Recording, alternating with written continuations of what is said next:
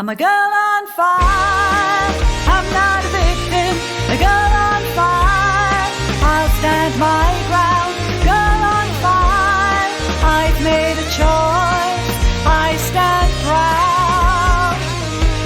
I'm a girl on fire. I'm a mother, a daughter, a sister, a friend. I'm every woman. I have taken up arms and I choose to defend all that. Lynette Oxley for Tax Shack Tactical TV and Girls and Fires for 16 Days of Action for No Violence Against Women and Children. I'm here with Deepashini Lynette Naidoo. Use your full names. Yes. Welcome and thank you very much for talking to us. Thank you very much for having me. So somebody nominated you for our Crystal Sword Fighting Spirit Award, and that's how we met each other. Yes. Let's start and tell me who's Deepashini Naidoo, if you, in a nutshell. First and foremost, I'm a mum. I've got 2 human babies and a fur baby. Milo is our rescue. Caden is 14 years old. He is such a gentleman. I'm so proud. Sydney came to us as quite a surprise. She is going to be a force to be reckoned with. How old is she now? She's 2.5. Okay. She's definitely her mother's daughter. Both pregnancies were really, really difficult. But yeah, my kids are my life. I have a full-time job. I'm employed at a private pathology practice. I run 2 businesses. I've got the NPO, which is Grace House, which is a tribute to my grand, whose name was Grace. And then I've recently taken over SA Woman Fight Back. In terms of who I am, I think that I'm fearless. That's awesome. Yeah. If I had to describe myself at this point, I am fearless. There's nothing that you can say to me, there's nothing that you can do to me that is going to keep me under. But that hasn't always been like that. No. So that is very nice for me because one of our hashtags in Girls and Fire is victim no longer. So it's going from victimhood to being a victor. Yes, and absolutely. I think that is part of your story if I read it right. Yes. How did this journey start? Because it was not a nice journey. You were very young when it started. I was. So like I said, I met my abuser when I was very green. I was not the type to... I had lots of boyfriends, but it wasn't... there was nothing sexual about it. There was nothing... We went out, we had fun. And then when I met my abuser, it was the typical, you've instant love at first sight sort of thing.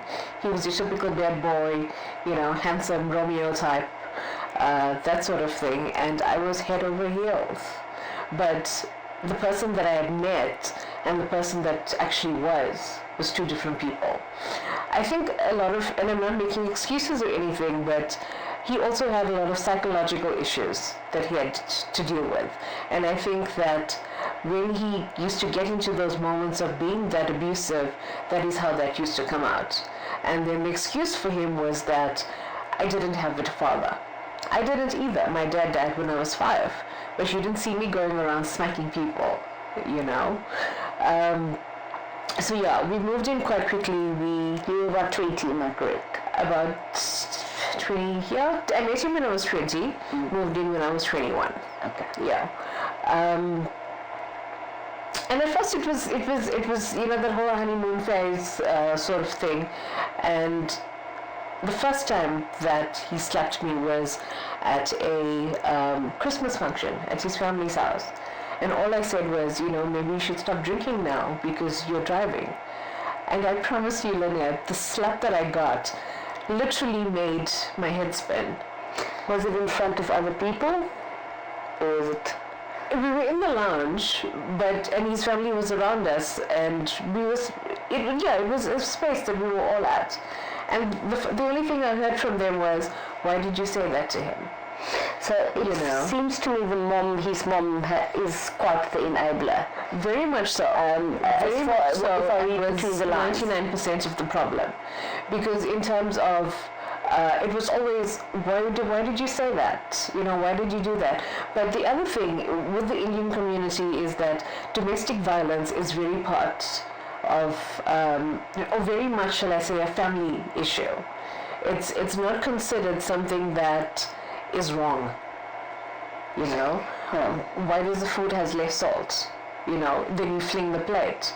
So it's your fault. And eventually you become so indoctrinated in that, you start to think, okay, I shouldn't have said it that way, or, maybe I should have done it this way.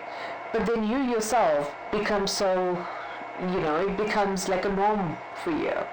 And yeah, it was, and it's just something that you accept. I was educated. I was driving my own car. I had a super job. And I led one life at work and another at home. Nobody knew the abuse that I was going through except for his mother, his granny, and, obviously him. And it is always interesting for me, it's not about... At a level, you're an educated person, and you're not the first person that I've spoken to that's well educated, and you have this front, yes, and then behind, literally living two separate lives. And you know what for me was so ironic when I eventually did leave is that I would fight against my brother-in-law because he's also an abuser. I would fight my mom's husband at the time. But I couldn't fight for myself, And one of the things I didn't want was for my kid to grow up in a broken home. So I stayed. And I stayed, and I stayed, and I stayed. And the day that I left, the only thing he said to me was, he was sitting at a pub, and he had said it many times before. He would beat me up and stuff like that, but he was very clever. Never on the face. So you couldn't see the abuse. So it's pre-planned. Yes. Cognitively, he's been thinking about this. Yes. Yeah. Sometimes the way he would open the driveway gate as he was coming into the yard would determine the kind of mood that he was in. And I got to a point where I would sleep with a knife under my pillow. And we started sleeping in separate bedrooms. And he was fine with that because then the affair started. And then there was all these chats that were going on and all of that. So, that it was also that. Then he would have a fight with the girlfriend and it suddenly become my issue, sort of thing.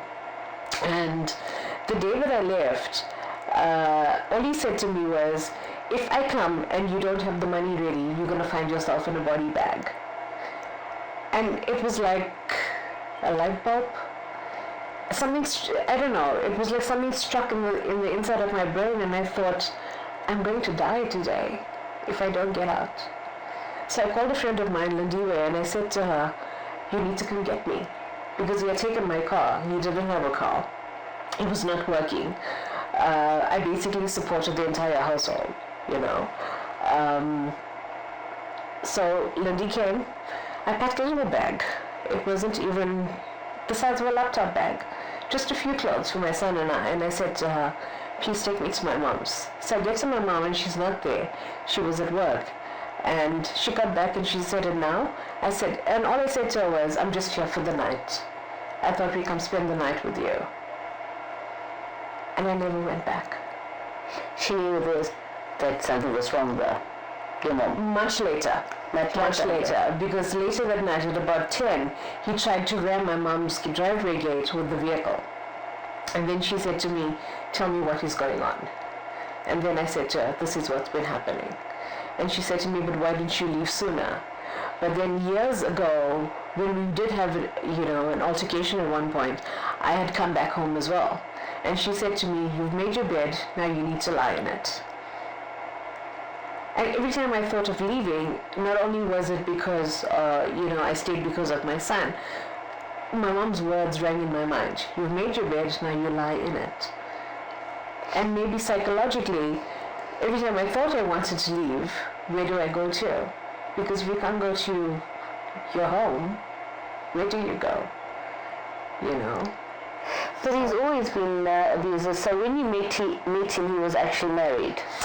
Yes. And which I didn't know about. You didn't know about. Yes. And he was married to somebody who was 15 years older than him. And the mom knew. That is why I say the mom played such a big role. That was my in this feeling. whole thing, you know, because even when the girl that he was having the affair with while I was pregnant, he had said to her that the baby was not his and that they were doing a paternity test and all of that. He then got her to phone the mum, and the mum corroborated the story to say, yes, you know, we don't know whether it's his child or not, and that sort of thing. But you guys actually discussed having the child.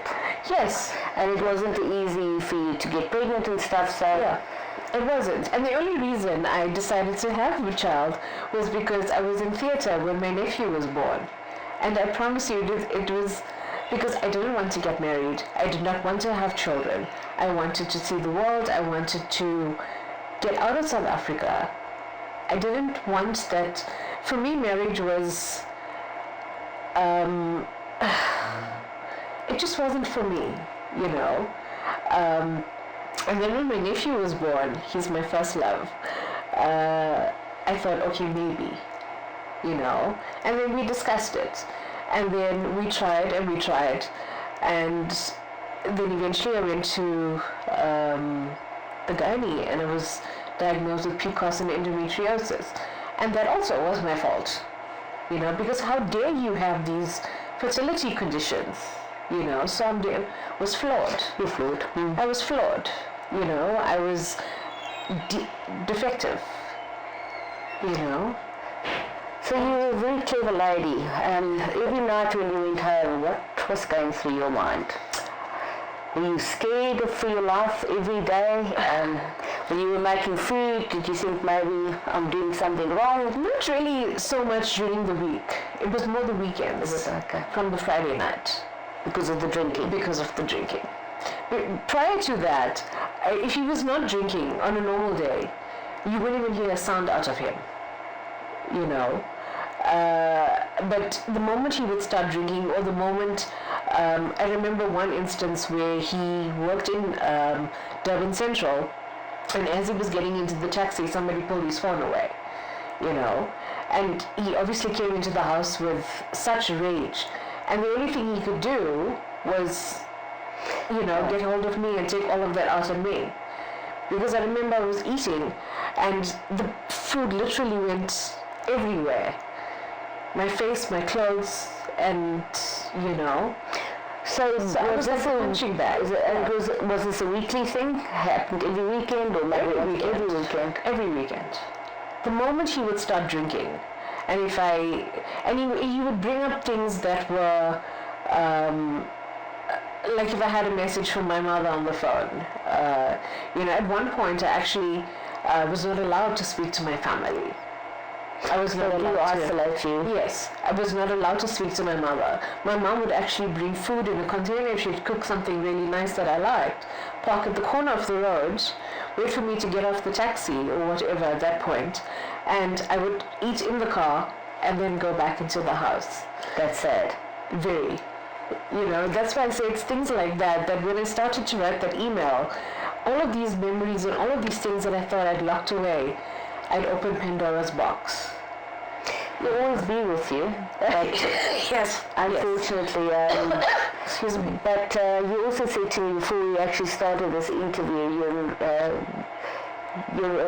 warrior. What was the right word? I'm fearless. Fearless. A warrior Fearless. and a survivor. And that is your strength. Yes. It will always be there with you, but it hasn't changed who you are. It has changed who you are, it just made you stronger. It made me stronger because I realized that the day that I left, I was so much better than that. I mean, how do I put it? He had taken so much away from me, you know, in that time that we were together. 13 years is a long time. It's a long time. It's a long time. And when I finally left, I realized, but you're so much better than this. There's so much more to you than this. And then, if you thought that their physical abuse was bad, the emotional and the mental abuse following me leaving was horrific. He would, I remember the one, it was, I left on the 16th of December of 2014. 2015 January 14th was my birthday. He had put up an ad on the personal section of Ads Africa. No strings attached relationship, my phone number, my address, everything. I had 2,344 WhatsApp messages and 1,000 some odd calls. And eventually we got a hold of Ads Africa, and they took the ad off. But this is, for him in his mind, this was payback, And then, of course, it went on to the family to say, well, she left because she was having an affair, or she left me for somebody else, or, And what got me was that the mum, you're a woman. How do you not feel for somebody else's child? How do you not feel for another woman? How can you sit there and say, but, he didn't do it?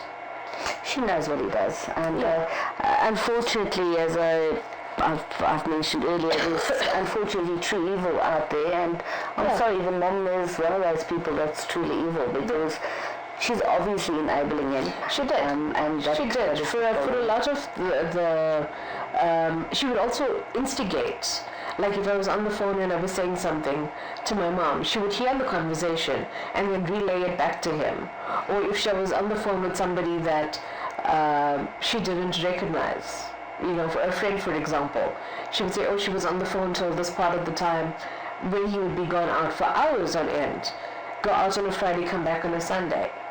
That was a normal thing, She knew about the affair, she knew about he had numerous affairs. I even had the girl sitting in my lounge, and he said to me, this marriage is done, I love her, I want a life with her. Then I said to her, that's fine, are you going to accept my son? My kid was 3 months old at the time. And she said, no, I can't accept somebody else's child. He then went on to tell somebody else that I died at childbirth, and he was a single dad. Well, he seems like quite a character. Very much so. But you went on to do great things. You started. So you started with first. You started a Facebook page, and yes. Can you explain to me? There's other Facebook pages involved, and also Grace House. So tell me, what's happened since you've left that's positive in your life?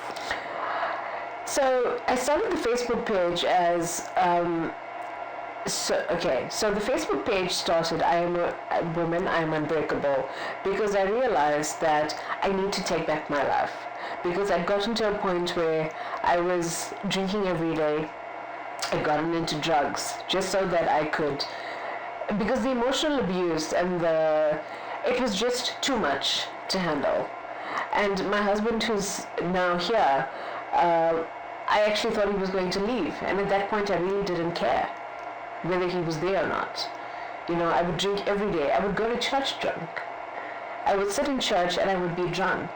And I remember we had given my son a laptop, and I was in Cape Town at the time, and my son was in Durban, because they had also emotionally blackmailed my son to say, if you leave, I'm going to get ill. If you leave, Brandon's going to die. That sort of thing. And in my mind, I had thought, okay, my son is happy, he's taken care of, it's okay. So I would go down every month. We were in Cape Town, and then while I was here in Centurion, it would be every week or so that I would fly down for the weekend and then fly back up. And my son said to me, can I bring my laptop? So I said, sure. And when I actually went onto the laptop, Lynette, the things that I saw were horrific. There were naked pictures of him and his girlfriend at the time. There were sex videos. But this is a laptop that my kid is using. Then we decided to install a tracker on my son's phone, a mobile tracker. And there too, I would get all of the WhatsApp messages, all of the calls that were made. And how old were your son at that stage? 9, 8, 9, round about there. And then he would take the phone away completely. There would be days that I would go without speaking to my child. And eventually when I do call, he'd say he doesn't want to speak to you, you know. So when I saw what was on the laptop, I opened a case with the family, sexual violence cybercrime unit. And we had sent the laptop to the forensic department in Durban because that is where they were living. And the person in charge of the case had called my son in for an interview. And my son sat there and said, but I don't even know the password to this laptop. And my son is a tech genius. He's always been that way. He's got his own YouTube channel, he's got his own online store, he's got, you know, and for him to sit there and lie and say, but I've got no access to this laptop. So not only did he emotionally abuse me, he was doing it to my kid as well. And then I said, enough is enough. So the one day I sat there and I said, and I plotted this out. And I said, I'm going to go to Durban, I'm going to get his birth certificate, I'm going to book a flight, and I'm going to take him. I was just ready to put my son on a plane and take him back with me to Cape Town. So this was my plan in August, right? And I started to plan it, August, September, and it went on like that. And then I remember the lady who was in charge of, the detective that was in charge of this case, she called me at work and she said to me, we don't have a case. Your son has said he knows nothing about it. And it was 7 o'clock in the morning and it felt like I was having a mental breakdown. I had completely shut down. The entire lab had come to a standstill. Because for me, because I then realized not only were you doing it to me, you're now doing it to my child. So I left work, I went home, I bought a bottle of brandy, and I drank it, all in one go. And Lynette, I didn't get drunk. I just sat there and I drank and I drank and I drank, and nothing happened. And then I said, this is it. And I contemplated looking at my medicine box, and I sat there and I thought, what can I take with what that's going to be, because it was just this black space that I'd gotten into. And you know, people say that suicide is a coward's way out. It is not. It is the most bravest thing, I think, that somebody can do. You know, putting a gun to their head, putting a noose around their neck. Wow. You know, and I sat there and I thought, but do you really want to do this? You know? And that afternoon we went to church, and I sat in church and I said to God, I am done.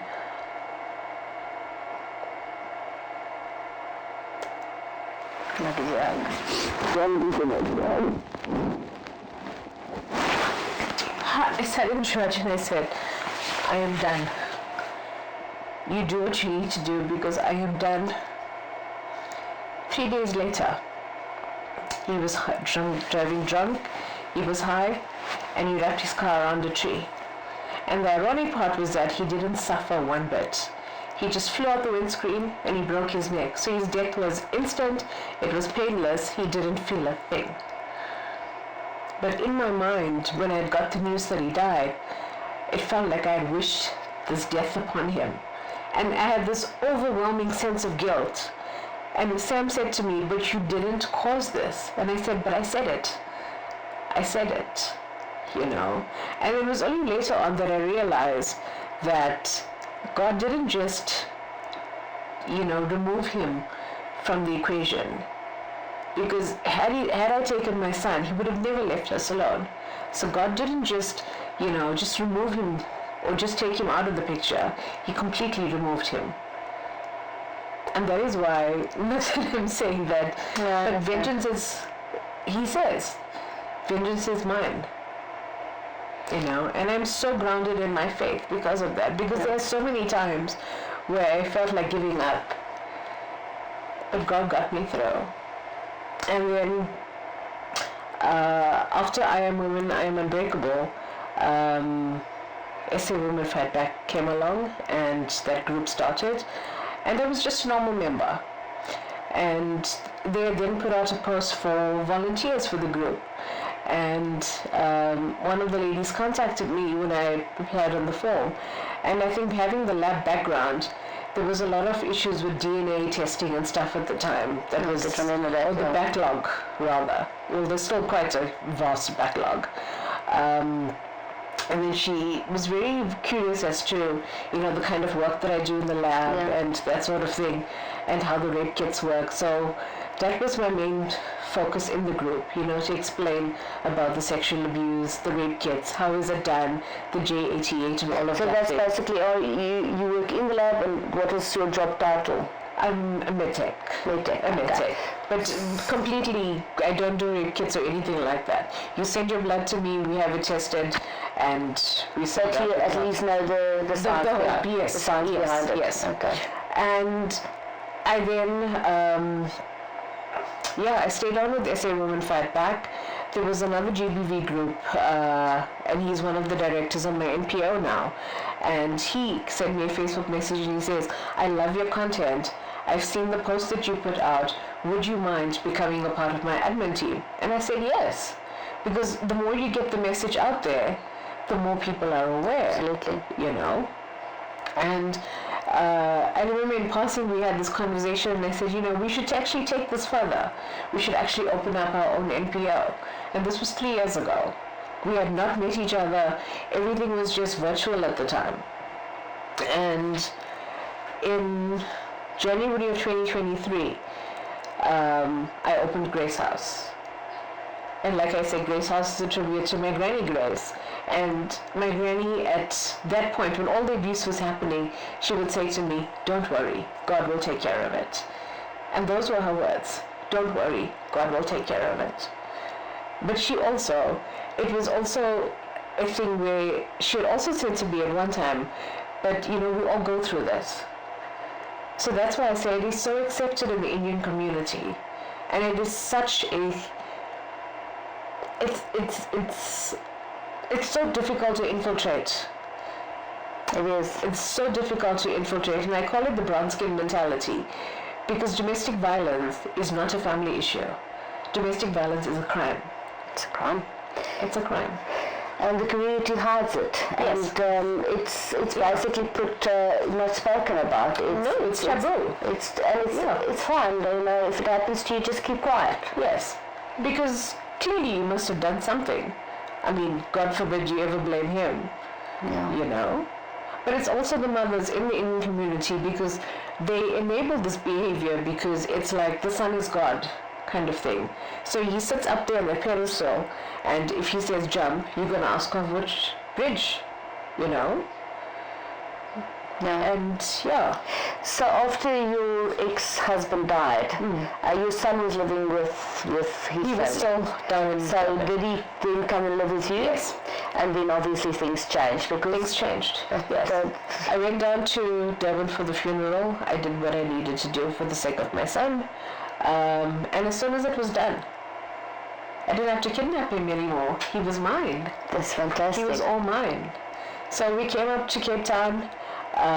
It was a bit of a transition for him. It will be. Of course it will be. It was a huge transition for him.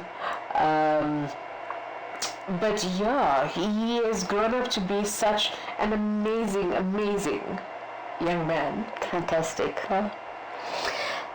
Mother-in-law, ex-mother-in-law, has she still got contact with him? Yes, she did apologize eventually. Wow. We had a conversation the one day, and she said to me, I have to tell you that I am sorry. Okay, I didn't expect that. Yes, I am sorry. And this was, I cannot remember. No, this was before he passed on, because they had a huge fight, and he had gone to hit her. Yeah. He had gone to hit her, not realizing, I think, or maybe in that moment of that fury that he was in, he didn't realize it was his mother. And she called me and she said to me, this is what happened. And I said to her, well, now you know. Yeah. And she said, and now I have to tell you that I'm sorry. So she did apologize. She did apologize, but for all those years, you could have stopped that behavior. At any point, you could have said, what you're doing is wrong. Do things. But again, she never did, because he was never wrong. Grace House, exactly what is it and where do you want to go from here? Grace House is... Initially, we had started it off as a GBV group, or a group, an NPO to help GBV victims, but I have decided now to take it further than that. So it's kids who are abused, abuse of the elderly. I was saying to my husband the other day, I think our slogan is going to be Grace House, where everybody has a home. You know, and that's what I want it to be. I want, I want to have this huge warehouse where I can have all of these people come. It doesn't matter, where you're coming from. But I also want, for the women that are leaving these abusive relationships, and especially the ones that are financially dependent on their abuser, I want to enable them with a skill so that they make their own money and they don't have to go back. Because 99.9% of them go back because of the financial burden. There's no... and jobs are difficult. It's difficult. Jobs are very right difficult to come by. And a lot of them go back because they don't see any other way. And I want to be able to break that cycle.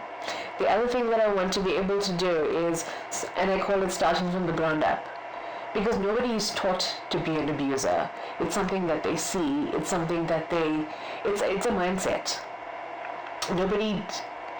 Kids are not born rapists. It's a mindset. And I want to start in the schools. I want to start with maybe like the grade 4s, girls and boys, and say, this is how it's supposed to be. This is not how it's supposed to be. So education. Education, yes.